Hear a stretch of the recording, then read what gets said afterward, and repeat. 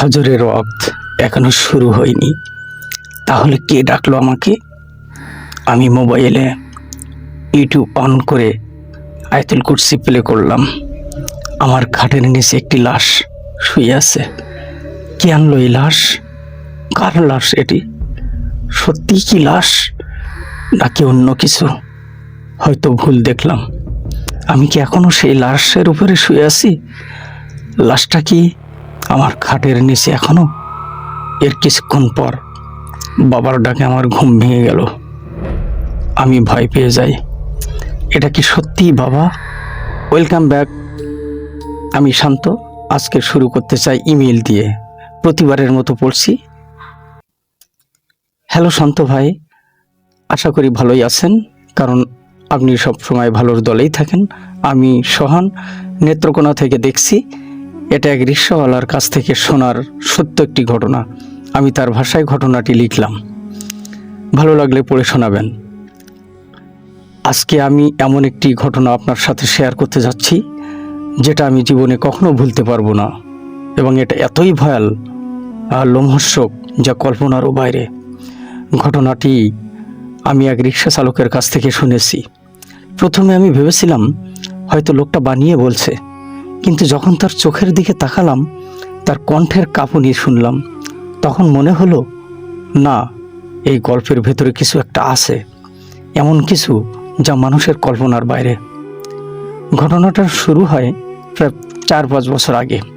তখন আমি নিজেও জীবনের একটা কঠিন সময় পার করছিলাম। পড়াশোনা শেষ, কিন্তু কাজ নেই। সারাদিন বসে থাকি, রাতে ঘুম আসে না। পরিবারের অবস্থা খুব একটা ভালো না, ঘরে টাকার অভাব, কিন্তু আমি কাজ খুঁজেও ঠিকমতো কিছু করতে পারছিলাম না। আসলে সত্যি বলতে কি, আমার ভেতরে একটা অহংকার কাজ করত। কঠোর পরিশ্রমের কাজ করতে লজ্জা লাগতো। এই ভুল চিন্তাটাই আমাকে ধীরে ধীরে অন্ধকারের দিকে ঠেলে দেয়। একদিন বিকেলের দিকে আমি বাজারে বসেছিলাম। তখনই আমার সাথে পরিচয় হয় এক লোকের। তার চেহারা দেখে প্রথমে বুঝতে পারিনি, কিন্তু কিছুক্ষণ পর কথা বলার পর বুঝলাম লোকটা সাধারণ কেউ না। তার চোখে এক ধরনের ভয়ঙ্কর আত্মবিশ্বাস ছিল। আশপাশের মানুষ তাকে দেখলে এড়িয়ে চলছিল। পরে জানতে পারলাম সে এলাকার নামকরা চোর। সবাই তাকে ওস্তাদ বলে ডাকে। ধীরে ধীরে তার সাথে আমার কথা বাড়তে লাগলো। সে আমার অবস্থা বুঝতে পারলো। একদিন সে আমাকে বলল, এভাবে বসে থাকলে কিছু হবে না, টাকা চাই, আমার সাথে কাজ করো। আমি প্রথমে ভয় পেয়ে যাই, কিন্তু সে আমাকে বোঝাতে থাকে সবাই সৎপথে টাকা কামাতে পারে না, কেউ কেউ শর্টকাট নেয়, আর তারাই বড়লোক হয়। কয়েকদিন চিন্তা করার পর শেষ পর্যন্ত আমি রাজি হয়ে যাই। সেই দিনটাই ছিল আমার জীবনের সবচেয়ে বড় ভুল। শুরুতে কাজ ছিল সহজ, রাতে বের হয়ে কারো বাড়ি থেকে মুরগি চুরি করা, কোথাও রাখা সাইকেল নিয়ে যাওয়া, ছোটোখাটো জিনিসপত্র চুরি করা। প্রথম আমার হাত কাঁপতো, ভয় লাগতো, কিন্তু ওস্তাদ আমাকে সাহস দিত। সে বলতো, ভয় পেলে এই লাইনে টিকে থাকতে পারবি না। দিন যেতে লাগলো, আমি অভ্যস্ত হয়ে গেলাম। চুরি করা যেন স্বাভাবিক ব্যাপার হয়ে দাঁড়ালো। টাকাও আসতে লাগলো। আমার মনে হলো এই তো জীবন, সহজে টাকা, কোনো কষ্ট নেই। কিন্তু আমি বুঝতে পারিনি এই সহজ পথটাই আমাকে এমন এক জায়গায় নিয়ে যাবে যেখান থেকে ফিরে আসা খুব কঠিন। একদিন ওস্তাদ আমাকে বলল, আজকে একটা বড় কাজ আছে। আমি জিজ্ঞেস করলাম, কি কাজ? সে বলল, কবর খুঁড়তে হবে। কথাটা শুনেই আমার বুক কেঁপে উঠল। আমি বললাম, এ কাজ আমি পারবো না। সে হেসে বলল, মরা মানুষ কিছু করতে পারে না, ভয় পাস না। সেই রাতটা ছিল অন্ধকার আর নিস্তব্ধ। আমরা একটা পুরনো কবরস্থানে গেলাম। চারপাশে কেউ নেই, শুধু বাতাসের শব্দ। কবরের সামনে দাঁড়িয়ে আমার মনে হচ্ছিল কেউ যেন আমাদের দেখছে। ওস্তাদ আমাকে বলল, দাঁড়িয়ে থাকিস, আমি কাজ করি। সে কবর খুঁড়তে শুরু করলো। মাটি সরাতে লাগলো, আর আমার বুকের ধড়ফড়ানি বাড়তে লাগলো। কিছুক্ষণ পর কবর খুলে গেল। আমি চোখ বন্ধ করে ফেললাম। যখন চোখ খুললাম, দেখলাম একটা পুরনো কঙ্কাল। ওস্তাদ সেটাকে তুলে একটা বস্তায় ভরলো। আমি ভয়ে কাঁপতে কাঁপতে তাকে সাহায্য করলাম। সেই রাতের পর আমার ঘুম হারাম হয়ে গেল। রাতে চোখ বন্ধ করলেই সেই কবর, সেই কঙ্কাল চোখের সামনে ভেসে উঠত, কিন্তু টাকার লোভ আমাকে থামাতে পারল না। এরপর আমরা নিয়মিত এই কাজ করতে লাগলাম। কবর খুঁড়ে কঙ্কাল তুলে এনে বিক্রি করতাম, টাকাও ভালোই আসতো। কিন্তু ধীরে ধীরে অদ্ভুত কিছু ঘটনা ঘটতে শুরু করলো। কখনো মনে হতো কবরস্থানে কেউ আমাদের পেছনে হাঁটছে, কখনো হঠাৎ ঠান্ডা বাতাস এসে শরীর জমে যেত। একদিন তো স্পষ্ট শুনেছিলাম কেউ যেন আমার নাম ধরে ডাকছে। আমি ভয় পেয়ে ওস্তাদকে বললাম, কিন্তু সে বলল সব মনের ভুল। কিছুদিন পর আমাদের সাথে এক তান্ত্রিকের পরিচয় হলো। লোকটার চেহারা দেখলেই ভয় লাগে। তার চোখ দুটো লালচে, কণ্ঠস্বর ভারী। সে আমাদের বলল, কঙ্কাল না, আমার দরকার মাথা। আমি শুনে থমকে গেলাম, কিন্তু ওস্তাদ যেন আগেই প্রস্তুত ছিল। সে বলল, টাকা কত দিবেন? তান্ত্রিক বলল, দ্বিগুণ। সেই দিনটার পর থেকেই আমাদের জীবনে যেন এক অদ্ভুত অন্ধকার নেমে এলো।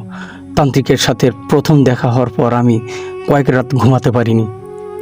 লোকটার চোখ দুটো যেন এখন আমার সামনে ভাসত, লালচে, গভীর আর অস্বাভাবিক ঠান্ডা। সে যেভাবে মাথা শব্দটা বলেছিল, সেটা শুনে মনে হয়েছিল এটা কোনো সাধারণ কাজ না, এর পেছনে আরও ভয়ঙ্কর কিছু লুকিয়ে আছে। কিন্তু ওস্তাদ এসব কিছুই পাত্তা দিল না। তার কাছে সব কিছুই টাকা। সে আমাকে বলল, এটাই আমাদের জীবনের সুযোগ, এত টাকা আর কখনো পাবি না। আমি চুপ করে গেলাম। ভেতরে ভেতরে একটা ভয় কাজ করছিল, কিন্তু তখন আমি পুরোপুরি ওস্তাদের উপর নির্ভরশীল হয়ে পড়েছিলাম। তার কথা অমান্য করার সাহস আমার ছিল না। প্রথম কাজের দিন ঠিক হলো। তান্ত্রিক আমাদের একটা নির্দিষ্ট কবরের কথা বলল। একজন লোক যে নাকি কয়েকদিন আগেই মারা গেছেন। সে বারবার বলে দিল, মাথাটা যেন অক্ষত থাকে আর কেউ যেন দেখতে না পায়। তার কণ্ঠে এমন একটা চাপা হুমকি ছিল যেটা অস্বীকার করার উপায় ছিল না। সেই রাতটা ছিল কুয়াশায় ঢাকা, চারপাশে এমন নীরবতা যেন পৃথিবীতে আর কেউ নেই। আমরা কবরস্থানে ঢুকলাম। আমার পা যেন ভারী হয়ে যাচ্ছিল। প্রতিটা পদক্ষেপে মনে হচ্ছিল কেউ আমাদের দেখছে। দূরে কোথাও একটা কুকুর হঠাৎ ডেকে উঠল আর আমি চমকে উঠলাম। ওস্তাদ আমাকে ধমক দিয়ে বলল, এইসব ভয় নিয়ে চললে কাজ হবে না। আমরা নির্দিষ্ট কবরের সামনে গিয়ে দাঁড়ালাম। কবরের মাটি তখনও নরম। ওস্তাদ খুঁড়তে শুরু করলো। আমি চারপাশে তাকিয়ে থাকলাম।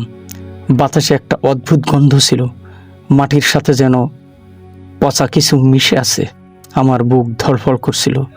কিছুক্ষণ পর কবর খুলে গেল। ভেতরে সদ্য কাফন করা লাশ।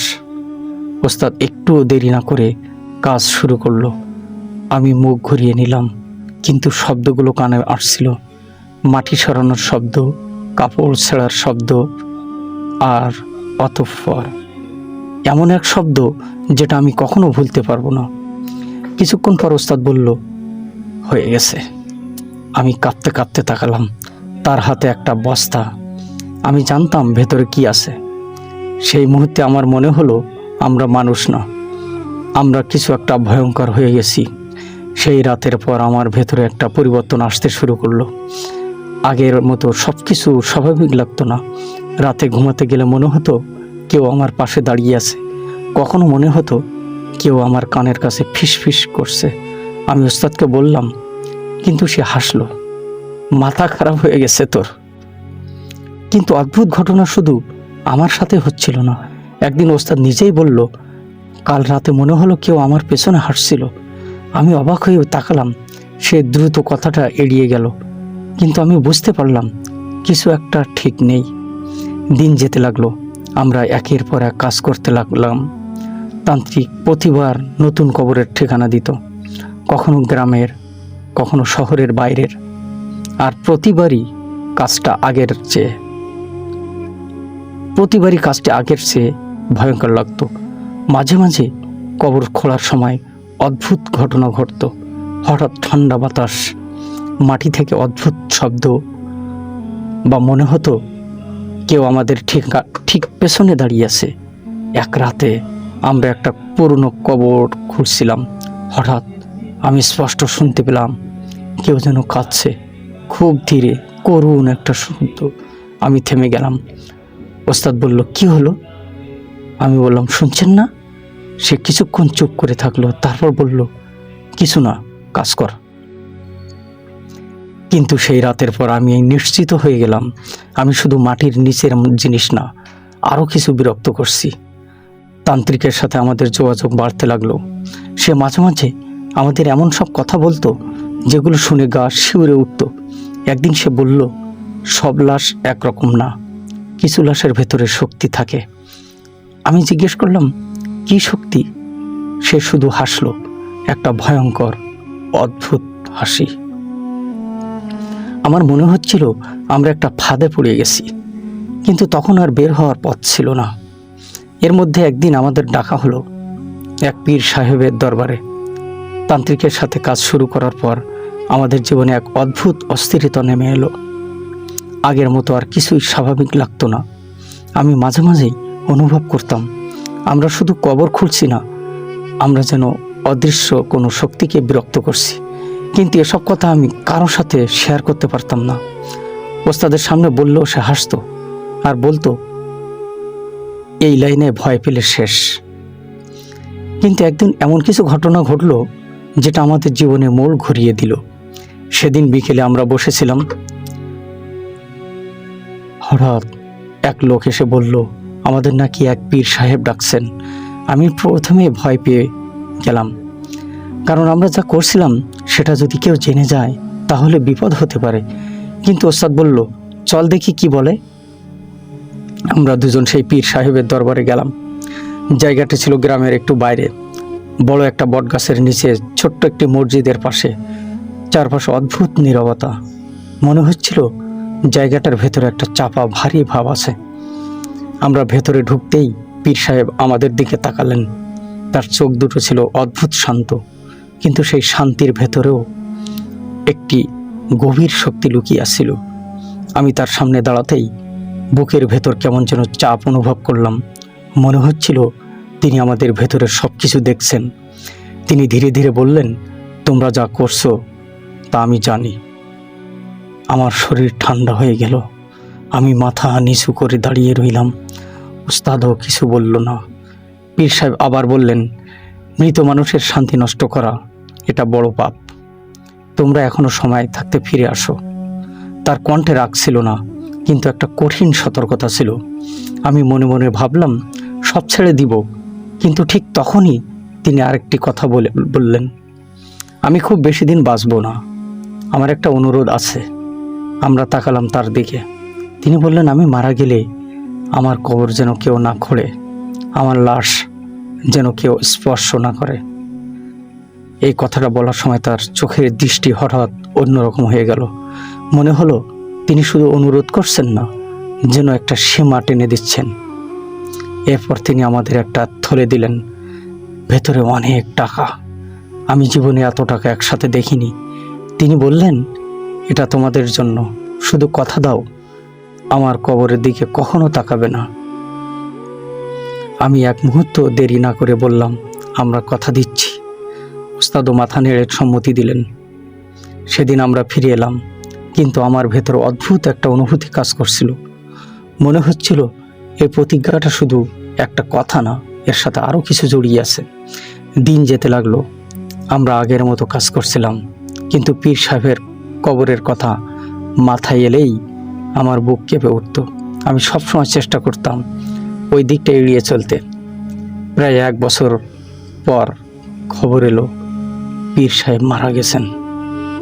খবরটা শুনে আমার ভেতরটা কেমন যেন হয়ে গেল। আমি মনে মনে দোয়া করলাম। সেই দিন রাতে ঘুমাতে গিয়ে বারবার তার কথা মনে পড়ছিল, তার চোখ, তার কণ্ঠ আর সেই প্রতিজ্ঞা। কিন্তু কিছুদিন পরেই আমাদের জীবনে আবার ঝড় এলো। সেই তান্ত্রিক আবার আমাদের সামনে এসে দাঁড়ালো। এইবার তার চেহারা আগের চেয়েও ভয়ঙ্কর লাগছিল। সে সরাসরি বলল, এবার আমার একটা বিশেষ কাজ আছে, ওই পীরের মাথা লাগবে। এই কথাটা শুনেই আমার বুকের ভেতর যেন কেউ আঘাত করলো। আমি সাথে সাথে বললাম, না, এটা সম্ভব না, আমরা কথা দিয়েছি। তান্ত্রিকের চোখ হঠাৎ লাল হয়ে গেল। সে ঠান্ডা গলায় বলল, কথা? তোমাদের মতো লোকের আবার কথা? চুপ করে গেলাম।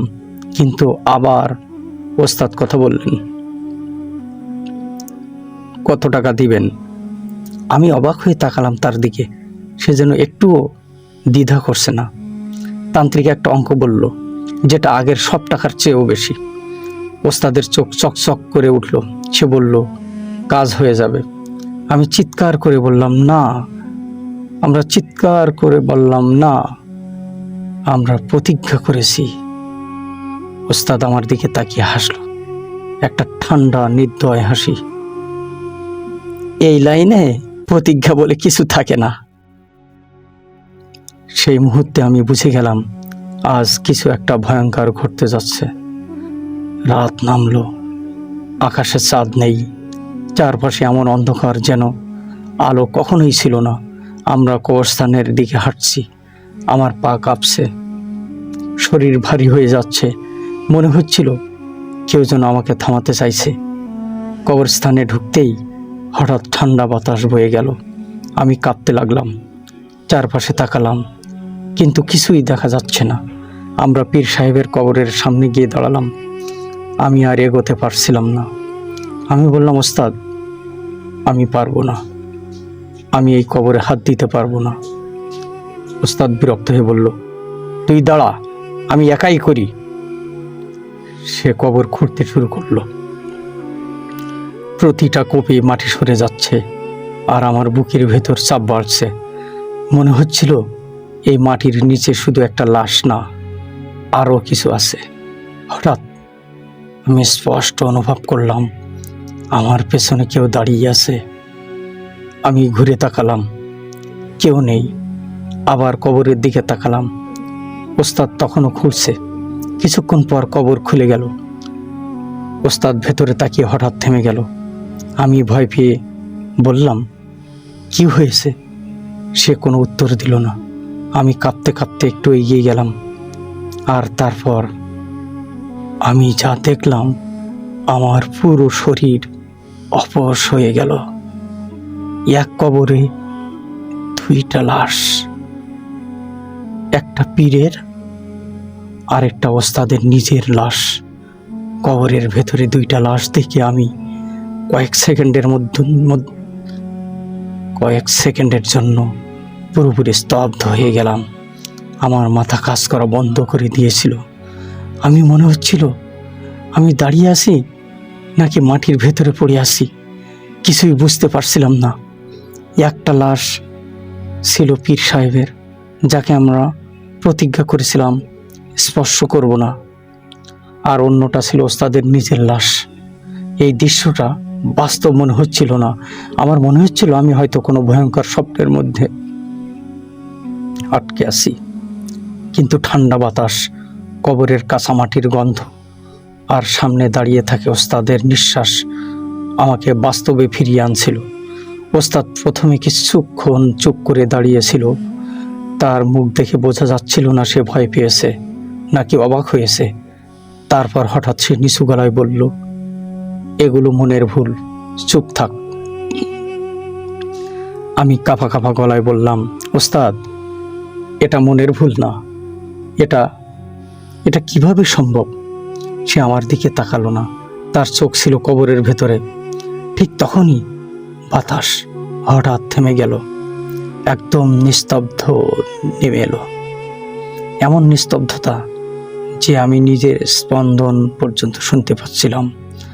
ওস্তাদ ধীরে ধীরে কবরের ভেতরে নামতে শুরু করলো। আমি চিৎকার করে বললাম, ওস্তাদ, না, প্লিজ না। কিন্তু সে থামলো না। সে পীর সাহেবের লাশের দিকে এগিয়ে গেল। তার হাত কাঁপছিল না, বরং অদ্ভুতভাবে খুব শান্ত ছিল সে। আমি উপরে দাঁড়িয়ে কাঁদতে কাঁদতে বললাম, আমরা প্রতিজ্ঞা করেছিলাম। ওস্তাদ হঠাৎ হাসলো, একটা ঠান্ডা অদ্ভুত হাসি। প্রতিজ্ঞা? এই লাইনে এসব চলে না। তারপর সে পীর সাহেবের লাশের উপর ঝুঁকে পড়ল। আমি চোখ বন্ধ করে ফেললাম, কিন্তু কানের ভেতর সব শব্দ ঢুকে যাচ্ছিল। মাটি খোঁড়ার শব্দ, কাপড় ছিঁড়ে যাওয়ার শব্দ, আর তার ভারী শ্বাস। হঠাৎ ওস্তাদ বলল, পেয়ে গেছি। আমি চোখ খুলে তাকালাম, আর হাতে কিছু একটা ছিল, কাপড়ে মোড়ানো কিছু। ঠিক তখনই একটা অদ্ভুত ঘটনা ঘটল। কবরের ভেতর হঠাৎ মাটি কাঁপতে শুরু করলো। আমি চমকে উঠলাম, মনে হচ্ছিল মাটি শ্বাস নিচ্ছে। ওস্তাদও থমকে গেল। ঠিক সেই মুহূর্তে কবরের ভেতর থেকে একটা চাপা শব্দ এলো, যেন কেউ গভীর ঘুম থেকে জেগে উঠছে।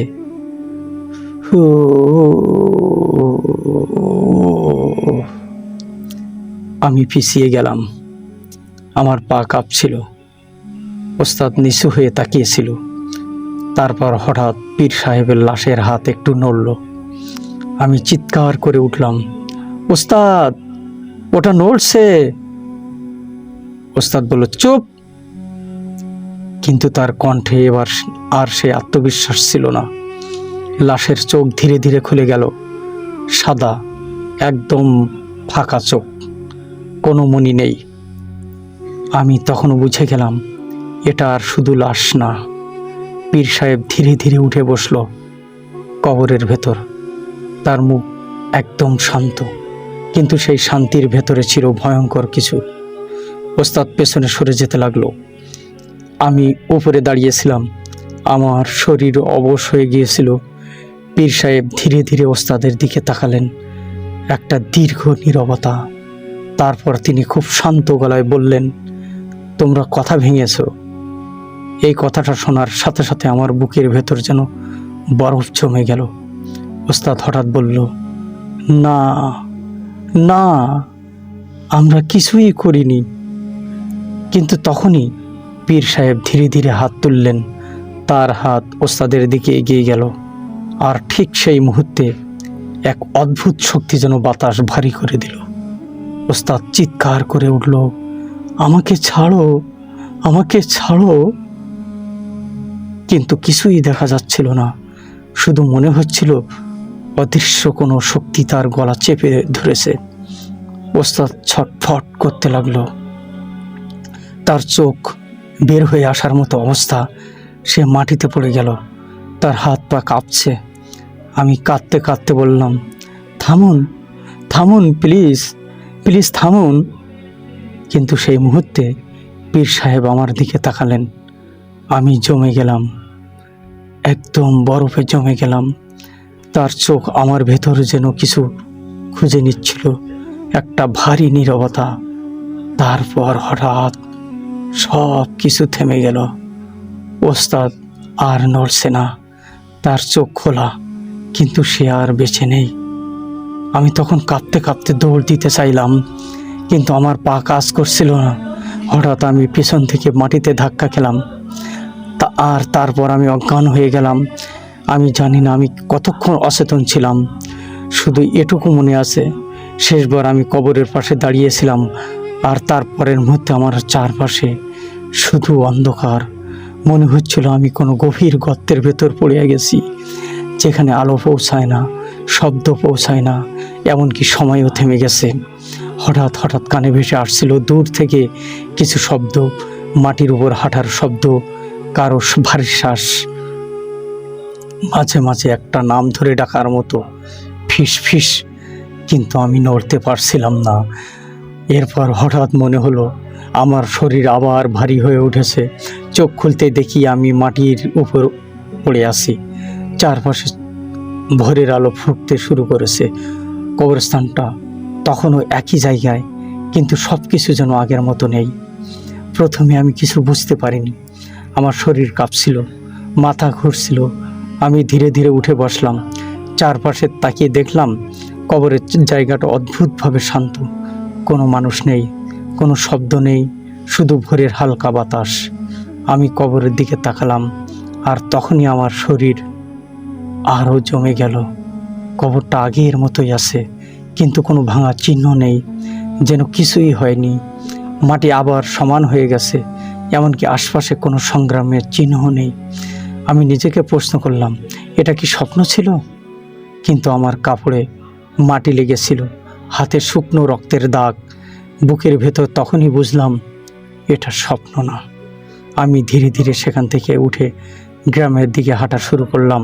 প্রতিটা পদক্ষেপে মনে হচ্ছিল কেউ আমার পেছনে হাঁটছে, মাঝে মাঝে থেমে গিয়ে পেছনে তাকাইয়ে, কিন্তু কেউ নেই। তবু সেই অনুভূতি যাচ্ছিল না। গ্রামে পৌঁছানোর পর দেখি মানুষজন জড়ো হয়ে আছে। কেউ আমাকে দেখে অবাক হয়ে তাকায়, কেউ ভয় পায়। আমি জিজ্ঞেস করলাম, ওস্তাদ কোথায়? কেউ কিছু বুঝলো না, কেউ কিছু বলল না। একজন শুধু নিচু গলায় বলল, তুই একা ছিলি? আমি থমকে গেলাম। আমি বললাম, না, ওস্তাদ ছিল। তারা একে অপরের দিকে তাকালো, চোখ চাওয়াচাওয়ি করতে লাগলো। তারপর একজন বলল, আমরা তো শুধু তোকে পেয়েছি। গত রাতে তুই একাই অচেতন অবস্থায় কবরের পাশে ছিলি। আমি তখন পুরোপুরি ভেঙে পড়লাম। আমি চিৎকার করে বললাম, না, ওস্তাদ ছিল, পীর সাহেব ছিল, সব সত্য। কিন্তু কেউ বিশ্বাস করলো না। তারা ভাবলো আমি হয়তো মানসিকভাবে ভেঙে পড়েছি। আমাকে বাড়িতে নিয়ে যাওয়া হলো, কিন্তু আমার মাথায় শুধু একটা কথাই ঘুরছিল, ওস্তাদ কোথায় গেল? সেই রাত থেকে আমার ভেতর অদ্ভুত পরিবর্তন শুরু হলো। আমি ঠিকমতো ঘুমাতে পারতাম না। চোখ বন্ধ করলেই সেই কবর, সেই লাশ, সেই সাদা চোখের পীর ভেসে উঠত।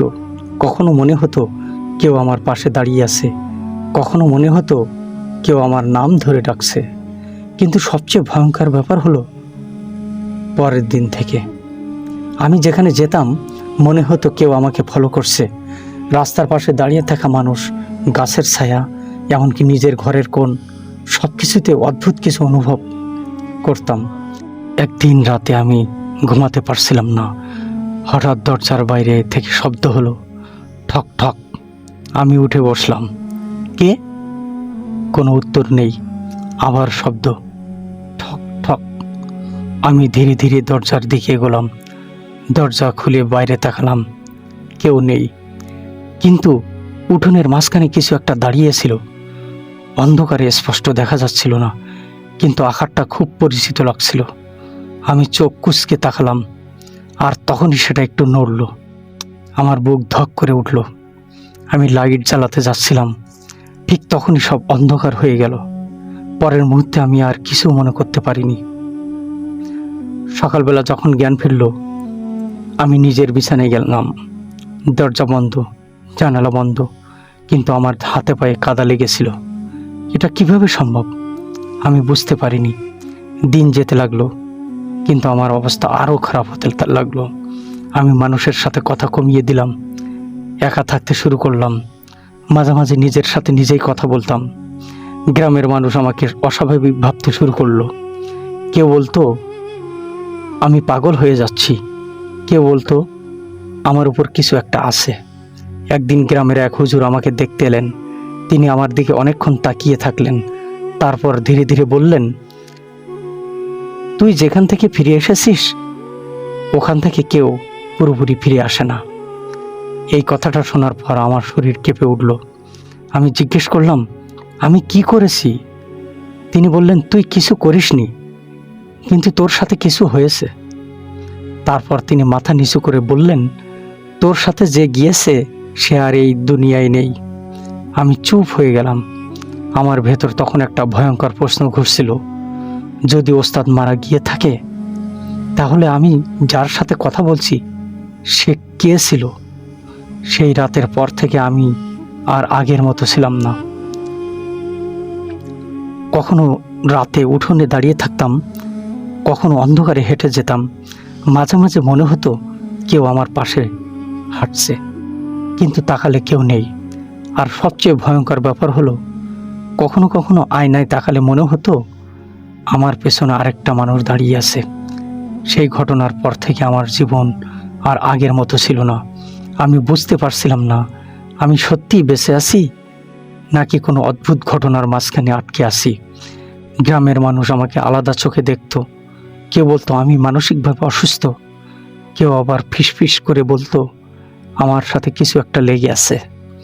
রাতে ঘুম আসতো না। চোখ বন্ধ করলেই সেই কবর, সেই মাটি, সেই সাদা চোখের পীর সাহেব আর ওস্তাদের মুখ ভেসে উঠত। কিন্তু সবচেয়ে অদ্ভুত ব্যাপার ছিল, আমি প্রায় অনুভব করতাম কেউ আমার পাশে দাঁড়িয়ে আছে, কিন্তু তাকালে কেউ থাকতো না। একদিন গ্রামের সেই হুজুর আবার আমাকে ডাকলেন। তিনি অনেকক্ষণ চুপ করে আমার দিকে তাকিয়ে থাকলেন। তারপর ধীরে ধীরে বললেন, তুই যে রাতে কবর থেকে ফিরে এসেছিস, তুই একা ছিলি না। আমি চমকে উঠলাম, বললাম মানে? তিনি বললেন, যে জিনিসটা তোর সাথে বের হয়ে এসেছে সেটা এখনো তোর সাথে আছে। এই কথাটা শোনার পর আমার মাথা ঘুরে গেল। আমি বললাম, আমি তো আর কিছু দেখি না এখন। তিনি চোখ বন্ধ করে বললেন, দেখা লাগে না, অনুভবই যথেষ্ট। তারপর তিনি আমাকে একটা পুরনো তাবিজ দিলেন এবং বললেন, তুই যেদিন ওস্তাদের সাথে ওই কবর খুঁড়েছিলি সেদিন থেকে একটা দরজা খুলে গেছে, আর সেই দরজা এখন বন্ধ হয়নি। আমি কিছুই বুঝতে পারছিলাম না, শুধু মনে হচ্ছিল আমার ভেতর কিছু একটা নড়ছে।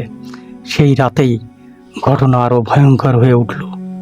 আমি ঘরে শুয়েছিলাম, হঠাৎ মনে হলো বাইরে কেউ হাঁটছে। ধীরে ধীরে শব্দটা বাড়তে লাগলো।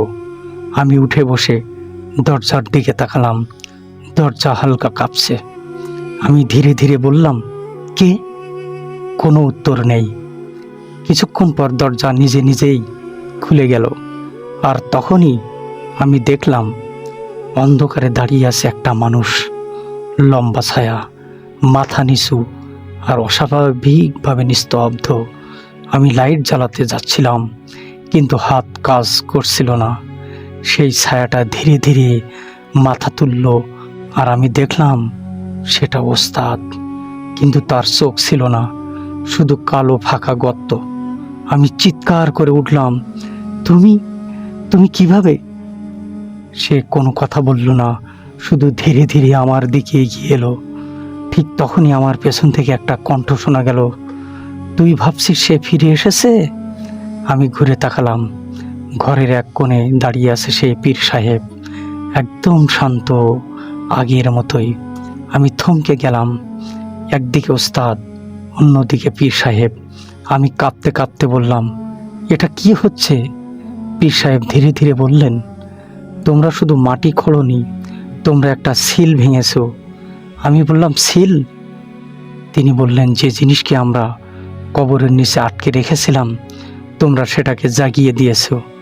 এই কথাটা বলার সাথে ঘরে আলো হঠাৎ নেভে গেল, সব কিছু অন্ধকার।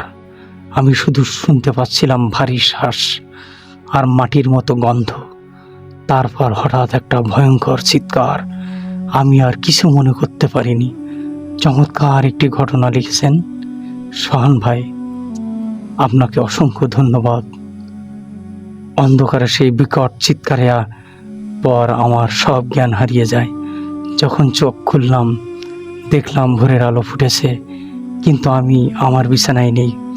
আমি শুয়ে আছি সেই পুরনো কবরস্থানের সেই নির্দিষ্ট কবরের উপরে, যেটি আমরা খুঁড়েছিলাম।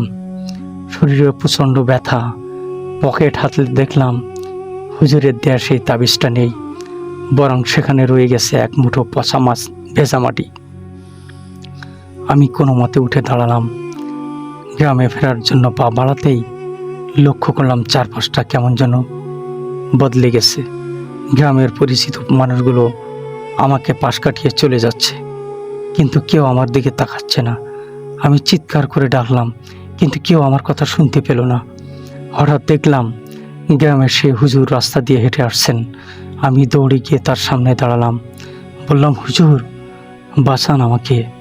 কাল রাতে ওস্তাদ আর পীর সাহেব আমার ঘরে এসেছিলেন। হুজুর থামলেন, কিন্তু তিনি আমার চোখের দিকে তাকালেন না। তার দৃষ্টি যেন আমার শরীরের মাঝখান দিয়ে অন্য পাশে চলে যাচ্ছে। তিনি দীর্ঘশ্বাস ফেলে পাশে থাকা একজনকে বললেন, ইস, ছেলেটার আত্মাটা শান্তি পেল না। কবরের সিল ভাঙার অপরাধে ওটা ওখানেই আটকে গেল।